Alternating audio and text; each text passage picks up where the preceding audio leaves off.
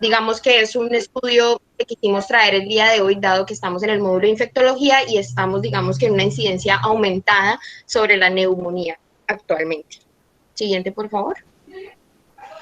Bueno, para empezar vamos a tener una tabla de contenidos donde vamos a tener una pequeña charla sobre el problema de interés social respecto a los antimicrobianos.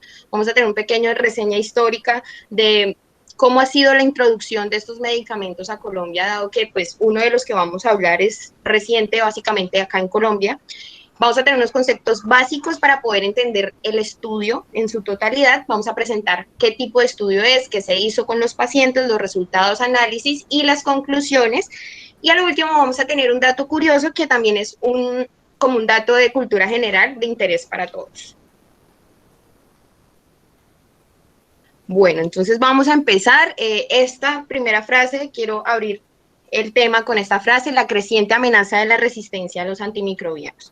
Entonces, digamos que para nadie es un secreto que el uso de antibióticos es el factor más importante que conduce a la resistencia a los antibióticos en el mundo. Entonces, si tenemos en cuenta los medicamentos, o bueno, los antibióticos se encuentran más comúnmente recetados durante toda la práctica de medicina humana. Entonces, pero si nos ponemos a ver, hasta un 50% de los antibióticos prescritos para las personas o no son necesarios o no son óptimamente eficaces según lo prescrito. Entonces, ¿qué ha pasado? En las últimas décadas, la resistencia a los antimicrobianos ha afectado a clases enteras de antibióticos. ¿Como cuáles? Las bacterias gram negativas, como la Escherichia coli y Klebsiella pneumoniae, que son bacterias que han incrementado su resistencia, particularmente a ¿qué? A cefalosporinas de tercera generación y en muchos países también a carbapenémicos. La resistencia de estas bacterias, digamos que puede ser intrínseca, pero también puede verse a múltiples mutaciones espontáneas generadas en sí. Una vez las bacterias se hacen resistentes, entonces, ¿qué vamos a tener? Son seleccionadas por el medio, dado el uso apropiado o inapropiado de los antibióticos y posteriormente, pues, se van a propagar. Digamos que a pesar de las medidas de higiene, de lavado de manos y todo esto, las bacterias tienden a tener una ventaja de supervivencia y esto va a hacer que permita más brotes y que puedan viajar globalmente. Algunos bacilos han desarrollado tantos mecanismos de resistencia que lo que hace es un aumento en los costos de atención. Entonces, a mano derecha de ustedes les estoy mostrando una tabla de los patógenos denominados escape.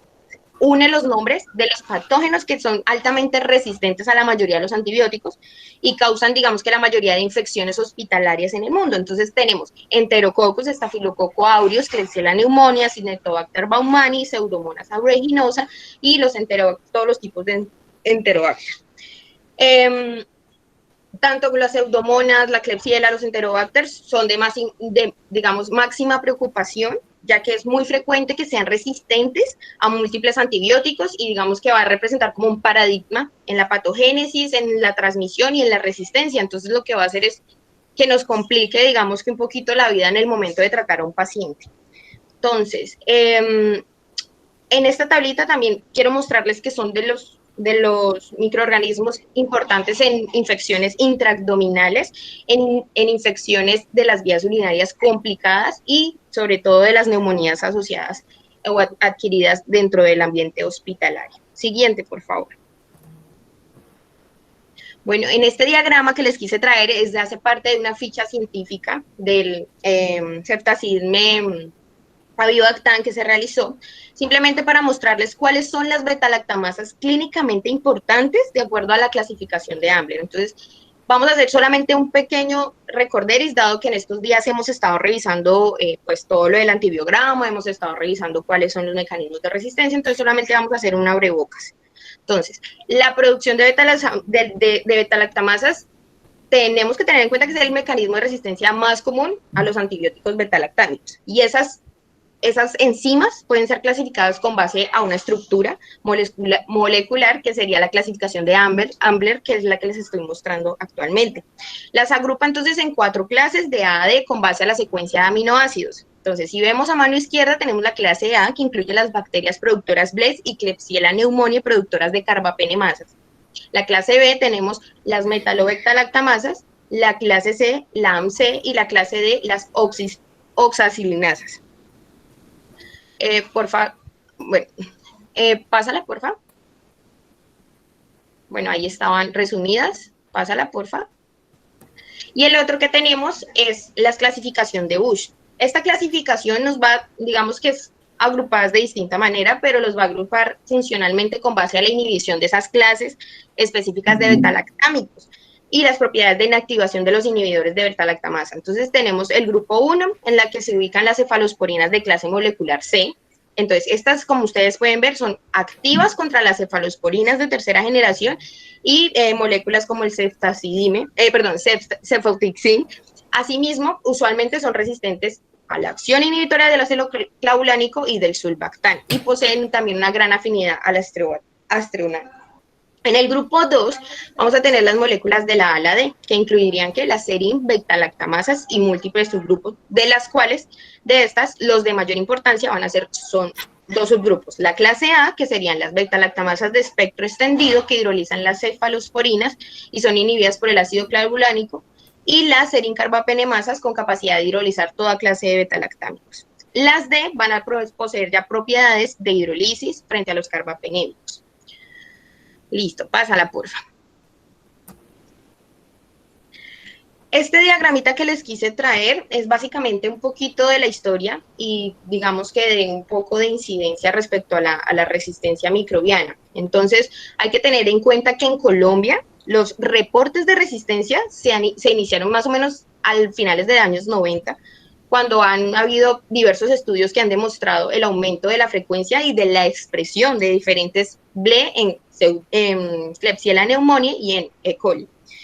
Después, posteriormente, se identificaron diferentes clases de carbapenemasas, enterobacterias, bacterias gram negativas, no fermentadoras, que con el tiempo se fueron diseminando. Entonces, en esta gráfica, que es básicamente de tiempo, se ve como la investigación y el desarrollo de nuevos antibióticos es muy lenta y con muy pocos compuestos en desarrollo que podrían tener una actividad contra bacterias gram negativas multidrogoresistentes. Entonces, básicamente lo que vemos acá es simplemente algo ilustrativo del declive en el desarrollo de los nuevos antibióticos. Entonces, como ustedes lo ven ahí señalado, tenemos la ceftazidima avibactam, que es, digamos que el propósito de esta charla.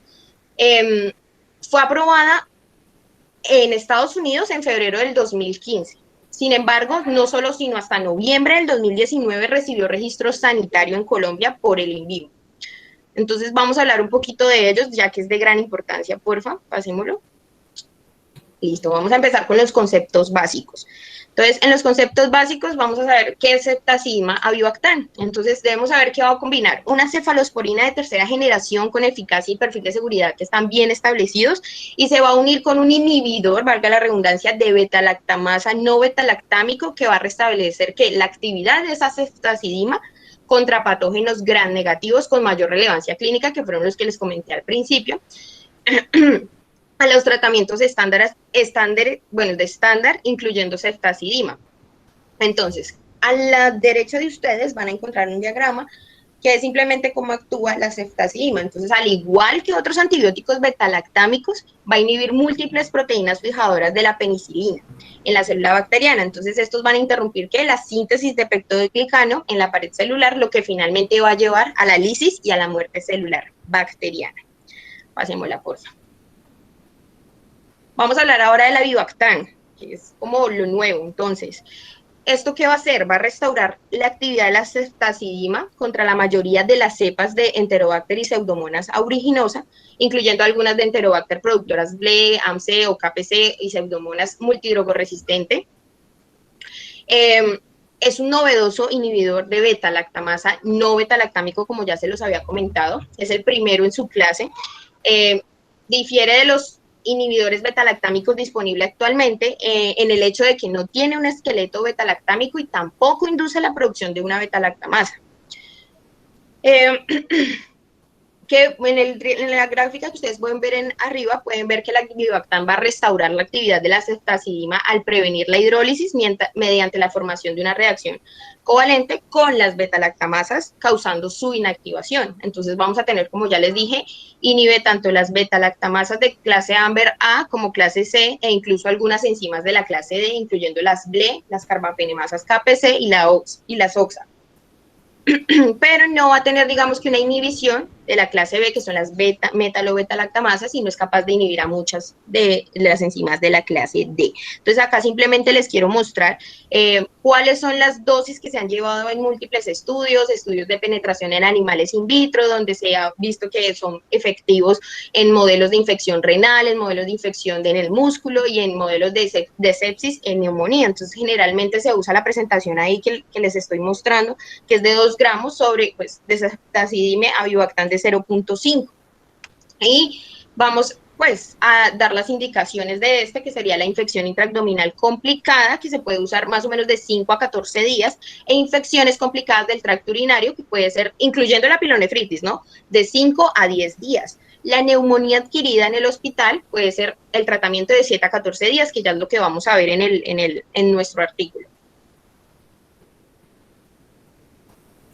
Bueno, ya hablamos acerca del ceftazidime avibactam y pues esto es hablar muy someramente acerca del meropenem, recordar algunos conceptos. Hace parte de la familia de los carbapenémicos junto al imipenem, ertapenem y doripenem. Tiene con su espectro hacia pseudomonas aeruginosa que no tienen otros de la misma familia de los carbapenémicos. Dentro de su mecanismo de acción, igual que el resto de betalactámicos, inhibe las PBP para inhibir de esa manera la síntesis de la pared celular. En cuanto a los mecanismos de resistencia frente a estos carbapenémicos, pues ya como los comentaron previamente, tenemos la producción de carbapenemasas, donde los microorganismos que probablemente tienen mayor prevalencia de la producción de estas enzimas se encuentra la Klebsiella pneumoniae, la Pseudomonas aeruginosa y Acinetobacter baumannii. Como ya vimos previamente, estos son los microorganismos que están altamente relacionados con infecciones asociados al cuidado de la salud. Por eso en esta tabla, por eso en esta diapositiva les quería traer dos gráficos. En la primera, en la tabla que se encuentra a la izquierda, arrojada por el Consenso Colombiano en Neumonía Nosocomial en el 2013, nos muestra más o menos cómo puede ser la casuística de los microorganismos que son aislados en diferentes estudios en pacientes con neumonías tanto asociadas al ventilador como neumonías nosocomiales y en la unidad de cuidados intensivos. Ahí podemos ver las poblaciones y los años y vemos que dentro de la prevalencia, los que están más prevalentes son las enterobacterias, de las cuales están en primera posición Klebsiella pneumoniae, luego seguiría por otro lado Pseudomonas aeruginosa. También vemos que los gram positivos como Staphylococcus aureus tienen una alta prevalencia, y Acinetobacter baumannii, que no es despreciable la prevalencia teniendo en cuenta que es uno de los microorganismos que probablemente es uno de los más difíciles de tratar dado sus mecanismos de resistencia. Y en la gráfica de la derecha lo que podemos ver es un estudio de aislamiento en neumonía asociada al ventilador realizado en Estados Unidos aproximadamente entre el año 2011 y 2015, en donde, como vemos, los gram positivos, en este caso Staphylococcus aureus, está cercano al 27% y luego continúan todos los gram negativos. Como vemos, está Pseudomonas aeruginosa, seguido por Klebsiella pneumoniae, Escherichia coli, y seguimos más o menos con el mismo porcentaje que nos mostraban en la otra tabla de Acinetobacter baumannii en un 3.3%. Entonces, dado la importancia de que estos son los microorganismos que tienen mayor prevalencia en la neumonía asociada al cuidado de la salud y al ventilador, y que tienen uno de los mecanismos de resistencia más amplios que incluso abarcan hasta carbapenémicos, por eso quisimos traer este artículo que nos habla acerca del ceftazidime avibactam. Bueno, ya entrando en materia, vamos a hablar en sí del artículo, y el artículo nos hace un abrebocas sobre la situación actual y una de las cosas que impulsó a la realización del estudio. Entonces vamos a tener en cuenta lo que ya hemos dicho, que la neumonía bacteriana es una de las principales causas de muerte como en todo el mundo, adquiridas en el hospital sobre todo. El Enterobacter y las Pseudomonas aeruginosa son los patógenos etiológicos más comunes, y el tratamiento, digamos que se va a complicar por la creciente prevalencia de células multidrogoresistentes productoras de beta-lactamasa. Entonces, siguiente, por favor. Entonces vamos a tener unos puntos clave. primero, pues que fue un ensayo fase 3, entonces recuerden que el estudio o los ensayos fase 3 estudian en sí un tratamiento nuevo para ver si es mejor a un tratamiento estándar, es lo que vamos a hacer acá. Básicamente evalúa entonces eficacia, seguridad del ceftazidimia avibactam frente al meropenem en el tratamiento de adultos hospitalizados de neumonía adquirida en el hospital como una neumonía asociada al ventilador, pero que sean debido a bacterias gram negativas, incluidas las cepas ceftazidime no sensibles. Entonces, básicamente, ¿cómo hicieron o cómo escogieron ese molde de estudio? Entonces, escogieron pacientes que estuvieran hospitalizados con sospecha o que esté comprobado que tenga una neumonía tanto del ventilador como intrahospitalaria y que sea un patógeno gram negativo. Además, pues, reclutaron pacientes de 24 países, pero que tuvieran una alta incidencia de estos dos tipos de neumonía debido a patógenos resistentes. Entonces, los pacientes elegibles incluyeron adultos hospitalizados de 18 a 90 años con neumonía, digamos que intrahospitalaria definida, recuerden que es mayor o igual a 48 horas desde el ingreso del paciente o dentro de los 7 días posteriores al alta del centro hospitalario, o la neumonía asociada al ventilador, que recordemos que es definida como la infección pulmonar que es parenquimatosa, pero que va a surgir después de las 48 horas de una intubación endotraqueal o ventilación mecánica. Siguiente, por favor. Aquí una tablita de los criterios de inclusión y exclusión, los vamos a ver rápidamente porque son importantes para saber qué pasó con la cantidad de pacientes. Entonces, los de inclusión, primero, pues el paciente que tiene sus inicios de síntomas mayor a 48 años después de la admisión o, bueno, las definiciones de neumonía que les acabo de dar, el hallazgo radiológico de un paciente que tenga, hallazgo radiológico con empeoramiento de un infiltrado, o sea, paciente que llegó y luego le hicieron otra de control y empeoró su infiltrado, o que tenga un hallazgo radiológico nuevo antes de la aleatorización, perdón. También que tengan un signo o más de un signo de sistémico de infección, entonces fiebre, hipotermia, recuento de glóbulos blancos mayores o menores a 4.500 o mayores a 10.000 células.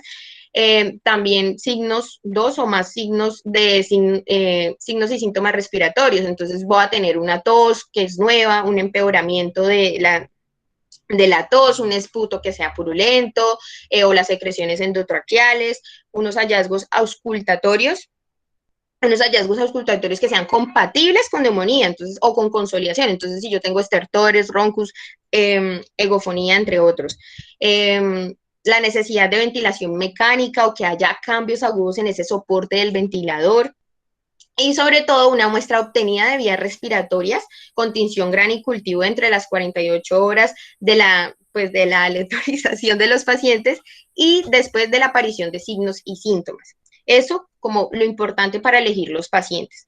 Cuando ya hablamos de la exclusión, entonces fueron pacientes que se les haya aislado un patógeno gram positivo solo o que haya tenido un patógeno gram negativo que no se esperara, que respondiera a ceftazidimia, avibactam y a meropenem, o que sean los llamados gram negativos resistentes a carbapenémicos, entonces de la especie de Acinetobacter o cualquier otra especie de Legionella, por ejemplo, entre otros. Una exposición total de antibióticos mayor a 24 horas para esos antibióticos cuya administración comenzó 48 horas previas de la aleatorización.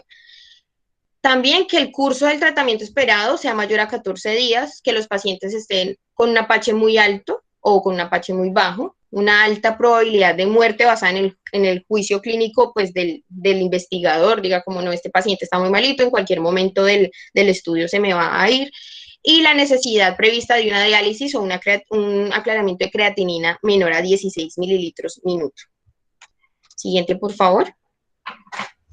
Bueno, aquí tenemos una tablita súper chévere que nos va a resumir, pues digamos que cuántos pacientes y se fue para un brazo, para el otro. Entonces vamos a tener que entre abril del 2013 y enero del 2016, digamos que un total de pacientes fueron 969, pero con esos criterios que yo les acabo de leer, se excluyeron 90 y terminaron pues 879. De esos 879 fueron incluidos en la población ITT, que ya les voy a decir cada uno, y la exposición media de los fármacos del estudio por vía intravenosa en ambos brazos fue más o menos de 10 días, pero el tratamiento va de 7 a 14 días. Entonces, aquí vamos a poner mucha atención en esta clase de subgrupos que son importantes para poder entender los resultados. Entonces, vamos a tener la población ITT. La población ITT son la población con intención a tratar. Entonces, son todos esos pacientes que se aleatorizaron, que recibieron el tratamiento, el medicamento. Luego tenemos una subpoblación, que es la micro ITT, que va a ser un subconjunto de la población ITT, de esos de intención a tratar, que tenían un cultivo respiratorio pues correctamente tomado sobre todo, y que demostró que había un patógeno gram negativo. Pero además se incluyeron pacientes con hemocultivos positivos, donde digamos que tuvieran la presencia de un gram negativo que fuera conocido por causar neumonía. Luego vamos a tener otro grupo que es el clínicamente evaluable. En este grupo hay que tener en cuenta dos cosas. Se hacían 2 visitas. En esas 2 visitas, la primera se hacía, que era el grupo EOT, que es el que ustedes ven a mano izquierda, a mano derecha. El grupo EOT significa que hicieron la visita 24 horas posteriores a la última dosis del medicamento. Luego viene el otro grupo, o la segunda visita, que sería el TOC, que ustedes ven. Se hacía una visita entre el día 21 a 25 días después de la aleatorización de los grupos. Entonces, bueno, tengan en cuenta eso. Luego vamos a tener la población microbiológicamente evaluable, que vamos a tener que son como subconjuntos de la población de los clínicamente evaluables, definidos por separado para cada una de esas 2 visitas que yo les comenté, pero que tenían al menos una etiología de patógeno en un cultivo basal adecuado, que fuera susceptible tanto a ceftazidima como a meropenem. Entonces ya con eso vemos acá que pues los que recibieron en sí el medicamento pues fueron 436, pásala porfa, y pues 434 por el lado de meropenem. Y vemos que por otras causas, unos descontinuaron el estudio por decisión propia, porque algunos pues se murieron durante el estudio, y por otras causas que no nombra el artículo específicamente. 383 completaron la terapia por parte de ceftazidime avibactam y 388 por parte de meropenem. Entonces, ¿cómo fueron las dosis? Se les dio a ceftazidime la dosis estándar que ya les expliqué arriba, que son indicados a partir de los estudios in vitro que se han hecho. Se dejó cada 8 horas por vía intravenosa durante 2 horas, y meropenem se dejó 1 gramo cada 8 horas y B cada 30 minutos. Algo súper importante acá es el ajuste de dosis. Yo no puedo ponerle esa dosis a un paciente que tenga una insuficiencia renal alta. Entonces, lo primero es que si tengo un aclaramiento de creatinina, de 16 a 30, le voy a dar 1.25 gramos cada 24 horas. Si tengo un aclaramiento de creatinina de 31 a 50 mililitros minuto, le voy a dar 1.25 gramos cada 12 horas. Para el meropenem, básicamente lo que se hizo fue el ajuste estándar de que se le da 1 gramo cada 12 horas a los pacientes. Siguiente, por favor.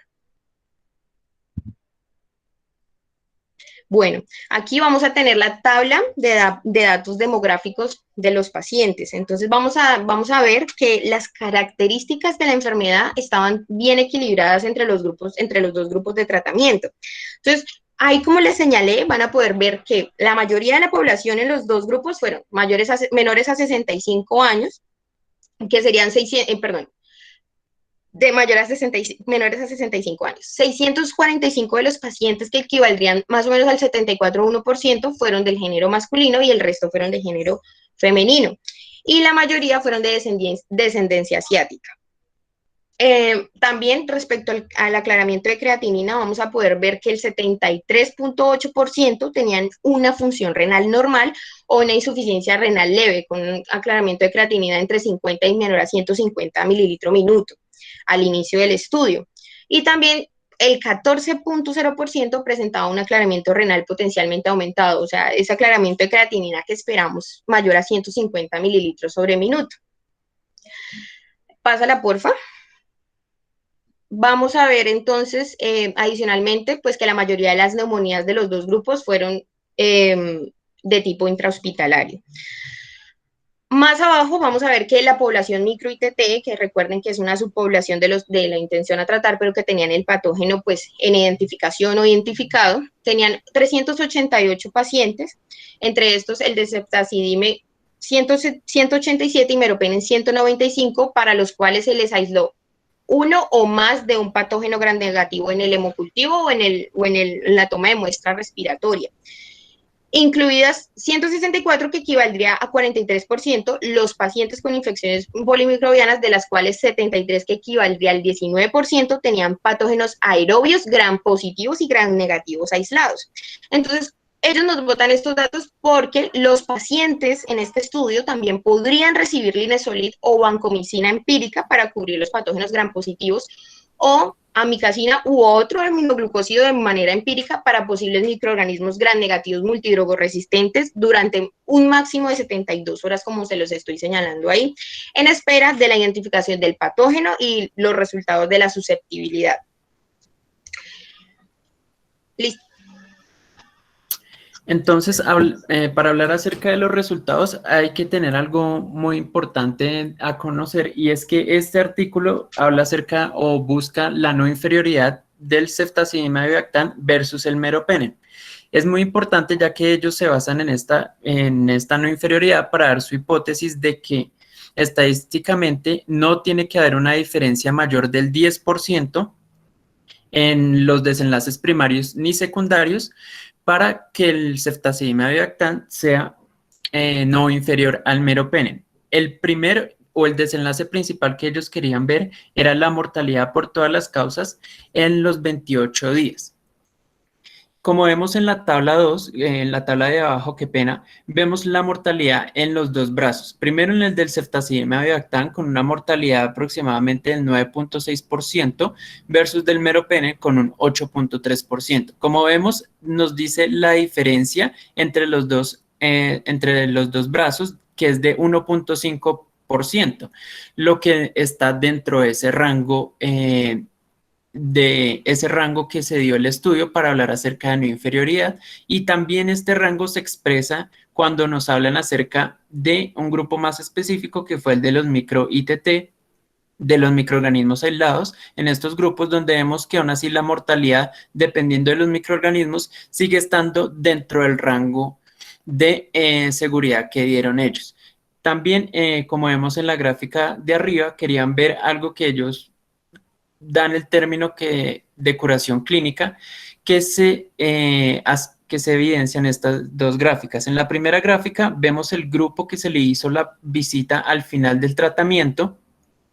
Esta visita, como pueden ver ustedes, la proporción de población es diferente a los de la segunda visita, y es que los criterios que se utilizaron para decir que el paciente tenía una adecuada o fue exitoso el curso clínico al finalizar el antibiótico fue muy diferente a la visita que se le realizaba aproximadamente entre los 21 a 25 días después de aleatorizar a los pacientes. Porque muy importante es que en este último grupo, en las últimas visitas, el paciente tenía que haber, por un lado, no recibido más antibiótico o extensión de alguno de los otros antibióticos que viniera recibiendo, dependiendo de los aislamientos de microorganismos, que no haya tenido un empeoramiento o un deterioro clínico entre la primera visita y las otras y la última visita. Entonces había una proporción de pacientes que al finalizar el medicamento, al finalizar el antibiótico, probablemente tenían una adecuada respuesta clínica, pero entre 21 a 25 días habían pacientes que tenían un deterioro clínico. Por eso es que podemos ver la diferencia entre la proporción de pacientes en cada uno de los dos grupos. Como vemos acá, en cuanto a la curación clínica, aproximadamente es del 79% en los pacientes con ceftazidime-avibactam versus un 80.6% en los pacientes con meropenem. Sigue estando dentro del rango de no inferioridad, y que se corrobora al finalizar el antibiótico, y que se corrobora o que persiste en la visita del 21 al 25 día, en donde baja un poco el porcentaje, pero sigue dentro del rango de no inferioridad. del ceftazidime avibactam versus el meropenem. Algo muy importante también acá es que ellos analizan, por un lado, las cepas que eran resistentes a ceftazidime, porque es algo que se va a repetir incluso en esta gráfica y en las posteriores, es que nos hablan que en este grupo los pacientes con cepas no susceptibles a ceftazidime tenían una mejor respuesta tanto clínica como erradicación microbiológica cuando recibían ceftazidime avibactam versus el meropenem, y ellos dan una explicación que pronto les voy a comentar. También hacen un análisis por subgrupos para saber si había algunos pacientes si tenían una tasas de filtración glomerular mejor o peor, si los pacientes estaban ventilados desde el comienzo o si habían recibido antibiótico previamente o no.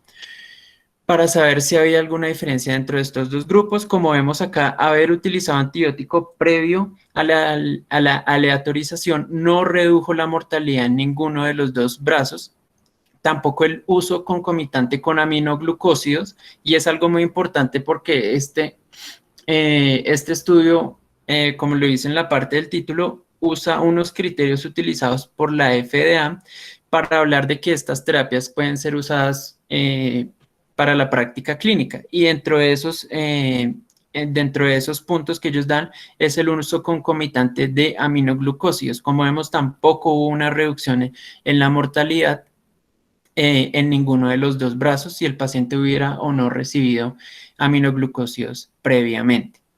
En cuanto al aislamiento microbiano, primero saber que de las cepas sensibles, aproximadamente el 34% en los dos brazos se aisló Klebsiella, siendo el más prevalente, seguido por Pseudomonas también en un 34%, y algo muy importante son los microorganismos que eran resistentes o las cepas no susceptibles al ceftazidime avibactam, de los cuales el porcentaje de aislamiento llegó a ser del 26 al 28%, siendo la Klebsiella la más predominante en un 11.8%.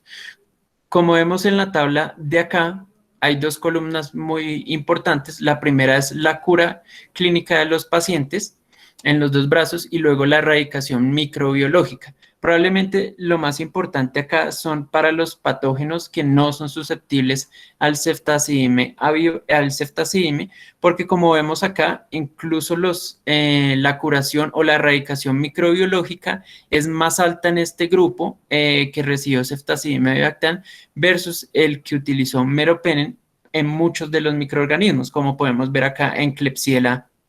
La erradicación microbiológica era mayor de un 77% versus un 58%, como vemos acá, para el lado de meropenem, y también de Pseudomonas hay una erradicación muy importante hacia el lado de ceftazidime avibactam versus el lado de meropenem. Gracias a esto se sacó pues esta tabla que nos habla acerca de la respuesta antimicrobiana de la erradicación en las poblaciones, y vemos acá que la erradicación con el meropenem era cercana al 62%, mientras que en el grupo de ceftazidime avibactam solo era del 54%. Esta diferencia se da más que todo porque no se contemplaba algo muy importante, y eras las cepas no susceptibles a ceftazidime avibactam, que es la gráfica que es la columna que podemos ver al otro lado, donde vemos que la erradicación en este grupo de microorganismos llega a ser mucho más alta, con una diferencia cercana incluso al 13% a favor del ceftazidime avibactam. Y clínicamente también se corrobora en las cepas que eran no susceptibles al ceftazidime avibactam. Por eso ellos se dieron cuenta de algo muy importante, es que en el grupo había un grupo de microorganismos o de pacientes, que pena, que persistía los microorganismos en los aislamientos que se realizaban. Y se dieron cuenta que para hablar de persistencia de esos microorganismos tenía que haber un aumento más de 4 veces de la MIC, dependiendo de los criterios que se estuvieran utilizando, perdón, de los rangos que se estuvieran utilizando por las sociedades europeas o americanas de antibiograma, y encontraron que era más prevalente ese aumento de la MIC en el grupo del meropenem, cercano al 18.7%, que nos da para alrededor de 12 pacientes con la persistencia del microorganismo. Y de esos, el que mayor aumento de resistencia se encontró era Pseudomonas aeruginosa, y como ya hablé, en el grupo del meropenem. Incluso ellos les llama la atención esto, por lo que incluso dan como al final algo en las conclusiones, y es que probablemente en este grupo de población que ya estaban valorando, la resistencia intrínseca desde el inicio de la pseudomonas frente a los carbapenémicos tenía una alta tasa, cercana, como lo vemos ahí, cercana al 100%, los carbapenémicos y en este caso el meropenem, pensarlo dos veces si es el medicamento que se tiene que utilizar de forma empírica previo al aislamiento del microorganismo, porque probablemente las tasas de resistencia y de erradicación van a ser disminuidas.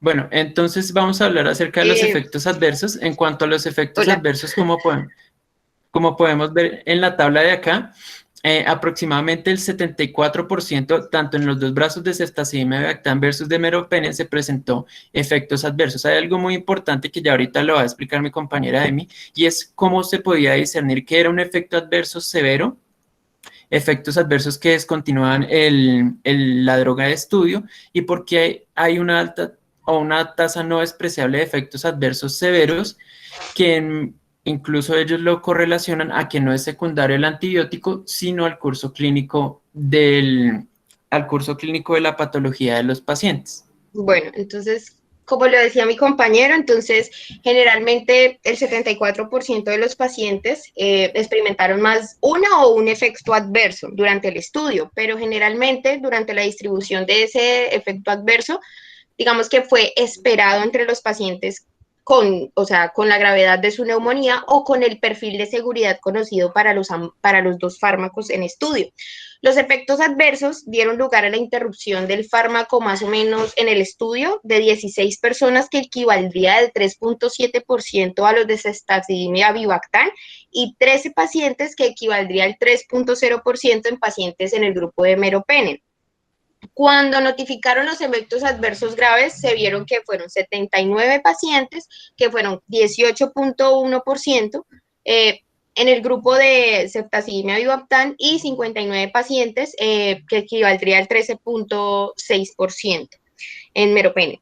De acuerdo con la enfermedad en estudio, los efectos adversos más comunes fueron, pues, que fueron notificados en más de 1% en los pacientes de cualquier grupo de tratamiento, fueron la neumonía, pero esta neumonía debida a otros patógenos diferentes a los que estamos cubriendo acá, o los gram negativos, una insuficiencia respiratoria y una sepsis asociada. También, digamos que el investigador evaluó esos efectos adversos como posiblemente relacionados con el fármaco, y se notificaron entonces 5 pacientes, que equivaldría al 5.1% con ceftazidime avibactam, y 2 pacientes no más, que equivaldría al 0.5% en pacientes con meropenem, y en general, digamos que coincidieron con el perfil de seguridad establecido de los fármacos del estudio. Estos efectos adversos graves, los 3 que les comenté, fueron, digamos, que fueron consistentes con la enfermedad subyacente o con el curso clínico anticipado del paciente, mas no parece representar una señal dentro de seguridad para los 2 medicamentos en curso. Entonces vamos a ver que en realidad los efectos adversos leves fueron los gastrointestinales, que podemos esperar en la mayoría de antibióticos, y entre estos la diarrea fue el principal. Listo, entonces, en cuanto a las conclusiones, pues arrojamos ya previamente lo que vimos en las imágenes y en las gráficas, y es que el ceftazidime avibactam no es inferior al meropenem para el tratamiento de pacientes con neumonía asociada al cuidado de la salud y neumonía asociada a la ventilación mecánica. También que este medicamento tiene altas tasas de erradicación más que todo o predominantemente en pacientes con microorganismos no susceptibles a ceftazidime, ya que en este artículo se aisló aproximadamente el 28% de este tipo de microorganismos.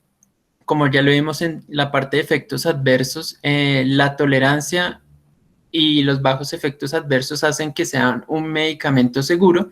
Y algo muy importante que ellos dan a conocer en este estudio es que previamente no se conocía cómo tenía que ser o no había estudios en donde nos dijeran si la respuesta de frente al ajuste de la tasa de filtración glomerular y la dosis del antibiótico eran acordes, o sea, si se hacían los ajustes con estas recomendaciones que dan de 1.25 cada 12 horas, se tenía una buena erradicación o se había un deterioro de la función renal, pero como nos demostraron acá, nos dieron estas dos pautas que son incluso las pautas que están aprobadas tanto por la FDA como por la Sociedad Europea para hacer el ajuste de este antibiótico en los pacientes con enfermedad renal, dependiendo de su tasa de filtración glomerular. Algo muy importante también es que, como se dieron cuenta, el rango de días que recibían el antibiótico los pacientes era entre 7 y 14 días.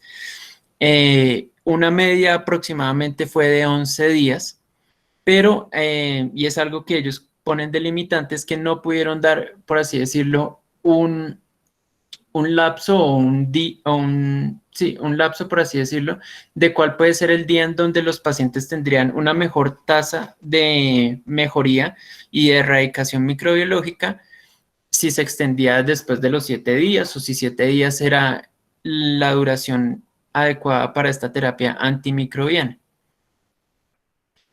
También les queríamos por último mostrar esta tabla. Esta es una tabla sacada de un artículo realizado en el 2016. Es muy bueno este artículo porque nos habla acerca de las nuevas combinaciones entre beta-lactámicos, de los que ya conocemos, con inhibidores de beta-lactamasa. Y la tabla de acá, lo más importante, es para mostrar los nuevos inhibidores de beta-lactamasa que se encuentran. Ya hablamos de la Vivactan, cómo tiene su extensión y su inhibición contra enzimas tipo KPC o incluso las AMC, y una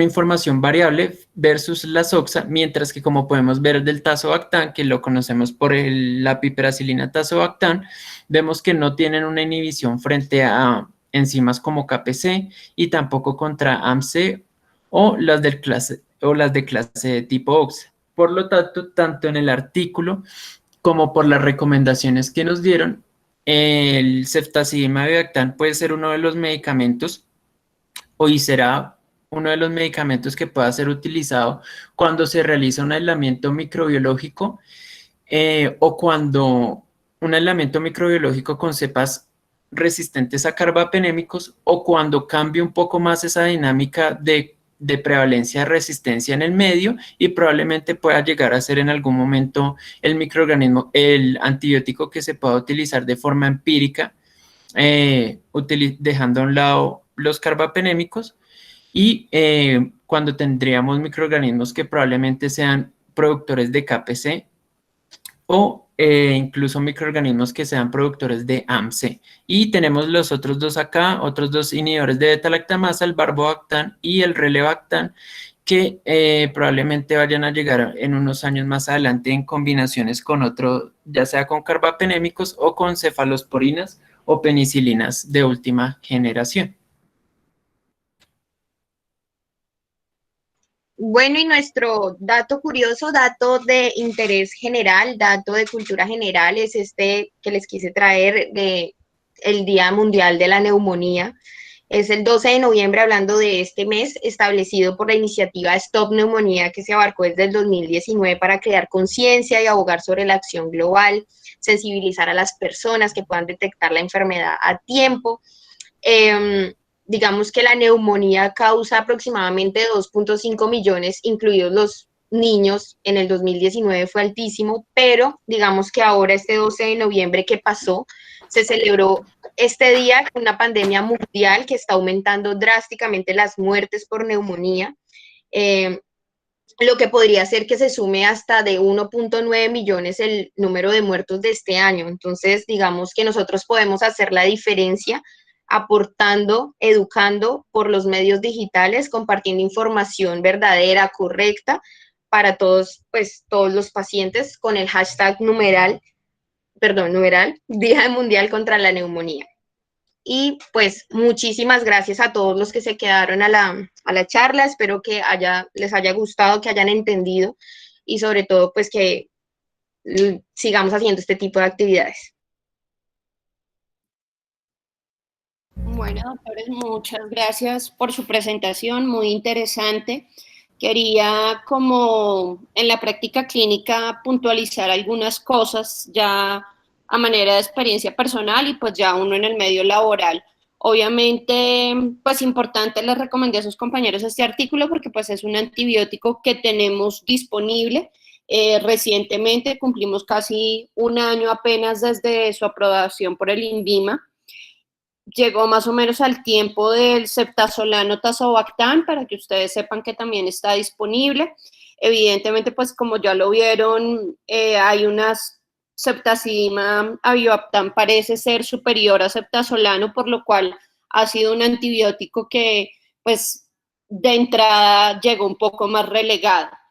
Es muy claro que la epidemiología que nosotros manejamos es diferente. En muy pocas ocasiones empezamos tratamiento de neumonías asociadas al cuidado de la salud empíricamente con carbapenémicos, con el intento de no generar mayor resistencia. Ceftazidima avibactam la hemos usado, todavía creo que son casos muy puntuales, casi siempre con aislamientos microbiológicos ya dados y no de forma empírica, porque igualmente de este antibiótico también se ha descrito que el uso prolongado de él puede inducir o aumentar la producción de resistencia de otras cepas. Entonces toca tener como mucho cuidado y pues no es una invitación a utilizarlo empíricamente, sino pues a que ustedes lo conozcan. Importantes como cualidades, sus aprobaciones iniciales fueron dadas, como se los mencionaron, en infecciones intraabdominales, en infecciones de vías urinarias complicadas, y pues tener en cuenta que en infecciones abdominales no es un antibiótico que tenga espectro contra anaerobios. Entonces, los estudios lo sumaron a metronidazol, pues se puede asociar a otro medicamento que tenga efecto contra anaerobios. Y otro detalle, pues como vimos, no tiene acción contra metalobetalactamasas. Se ha empezado o se está, no conozco bien en qué fase van estos estudios, pero la asociación con Astreonam, si ustedes lo recuerdan, pues las metalobetalactamasas no tienen acción al hidrolizar el Astreonam, entonces pues se habla de utilizar grupos de medicamentos como ceftazidima avibactam sumados a Astreonam o asociar Astreonam avibactam con el fin de intentar impactar estos mecanismos de resistencia. Pues era como lo que les quería compartir y como para que lo tuvieran en cuenta. Y pues siempre, así suena cliché, tener en cuenta el uso racional de los antibióticos. Las guías, como siempre les digo desde que son estudiantes, son simplemente guías, no las podemos convertir en una receta de cocina. Cada paciente, cada institución, cada ciudad es motivo de análisis para una elección adecuada de antibiótico. Y nuevamente, pues muchísimas gracias por haberme tenido en cuenta, muy orgullosa pues de que haya un grupo tan grande que tenga pues un interés especial por la medicina interna, o así no sea para la especialidad de medicina interna. Para mí, nosotros somos excelentes médicos generales que sabemos un poquito más o estudiamos un poquito más, entonces muchas gracias por tenerme en cuenta. Doctora, mil gracias. Igualmente agradecemos a los expositores por tan excelente actualización que nos hicieron el día de hoy. Y si hay preguntas, en este momento pueden dejarlas por el chat o pueden abrir los micrófonos y hacer las preguntas. De igual forma, queremos recordarles que se va a enviar el link de asistencia acá por el chat de la reunión de Meet y él estará habilitado hasta las 4:15. Muchísimas gracias. Si hay preguntas, este es el momento para hacerlas. Bueno, no, solamente quería felicitar a Emi y a su compañero por la buena presentación del artículo. la revisión de estos antibióticos. Esto nos abre una perspectiva y una expectativa muy grande para poder manejar estos pacientes en la unidad de cuidado intensivo y pacientes complicados con alto riesgo de resistencia, de generar resistencia bacteriana. Entonces, muchas gracias y muy amable por la presentación. Muchas gracias, doctor. Buenas tardes para todos. Muchas gracias, primero que todo, a los expositores. Presentarme, mi nombre es Rafael Constante, médico internista en el Hospital Departamental de Villavicencio, donde la doctora Emi está realizando su internado rotatorio. Soy docente del grupo de los internos en esta institución y el día de hoy pues recibí la invitación de ella a este grupo de interés en medicina interna.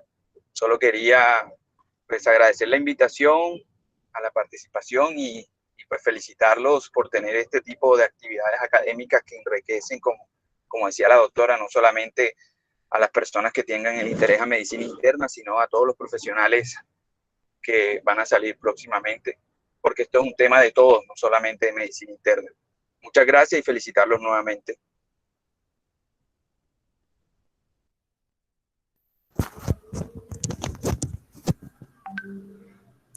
Muchas gracias a los doctores por su intervención. Pues al parecer no hay preguntas. Agradecemos nuevamente a los expositores, a la doctora Romo por esta exposición y bienvenidos todos para las siguientes actividades. Que tengan una feliz tarde y un feliz fin de semana. Hasta luego. Gracias a todos. Feliz fin de semana.